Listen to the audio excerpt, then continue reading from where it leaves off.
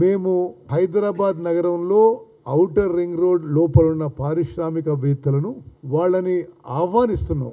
ఈ పాలసీ ఉపయోగించుకొని మీకు ఇది కొంత ఉపయోగపడుతుంది, ప్రభుత్వానికి ఉపయోగపడుతుంది.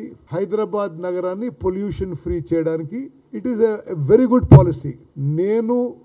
నేను కూడా ఈ పాలసీ రూపొందించడంలో ఒక భాగస్వామిగా, నేను వ్యక్తిగతంగా ఒక హైదరాబాదీగా, ఒక మంత్రిగా ఈ పాలసీని సంపూర్ణంగా ఇది ఒక మంచి పాలసీగా నేను I'm giving my personal opinion also.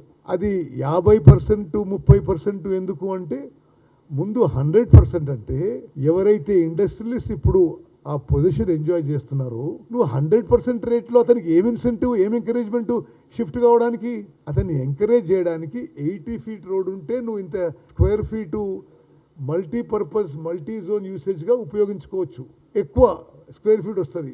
80 feet కంటే తక్కువ అయితే తక్కువ స్క్వేర్ ఫీట్ వస్తుంది. కాబట్టి SROలో 30% అని చెప్పడం జరిగింది. అసలు ఆ 9,900 ఎకరాలు ఎక్కడ ఉన్నాయి? అందులో ఆల్రెడీ డెవలప్డ్ ప్లాట్స్, రోడ్లు ఉన్నాయి, డెవలప్మెంట్ ఉంది, అంత ల్యాండు లేదు. అది ఏమీ కుంభకోణానికి, స్కామ్కి అవకాశమే లేదు. నేను ఒక సుదీర్ఘ కాలం కాంగ్రెస్ వాదిగా, ఒక బాన్ కాంగ్రెస్ వాదిగా, ఒక రెస్పాన్సిబుల్ సిటిజన్ గా, ఒక మంత్రిగా ఔటర్ రింగ్ రోడ్ లోని ఇండస్ట్రియలిస్ట్ కి ఇన్వైట్ చేస్తున్నాను.